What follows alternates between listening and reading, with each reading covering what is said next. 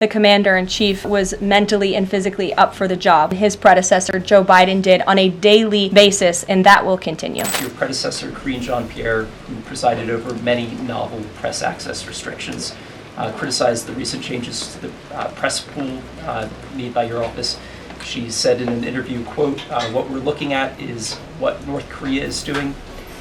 What's your response to that, and can you say anything to allay concerns that unfavorable coverage will be punished in this new press pool system? I think that's the same individual who said from this podium numerous times that the commander-in-chief was mentally and physically up for the job, which we knew was a lie. Many people in this room knew it was a lie. Many of you were admonished for asking questions about that truth. So when it comes to truth and transparency, this administration, this White House is setting the example. This president is taking far more questions than his predecessor, Joe Biden, did on a daily basis, and that will continue. Fentanyl and tariffs.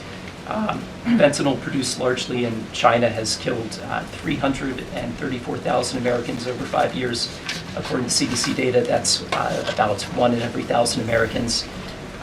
President Trump has cited this for applying new tariffs to Canada, Mexico, and China. But in addition to China's talk about being ready for any kind of war, they said yesterday, the foreign ministry said that, quote, "The fentanyl issue is a flimsy excuse to raise U.S. tariffs," and, quote, "The U.S., not anyone else, is responsible for the fentanyl crisis."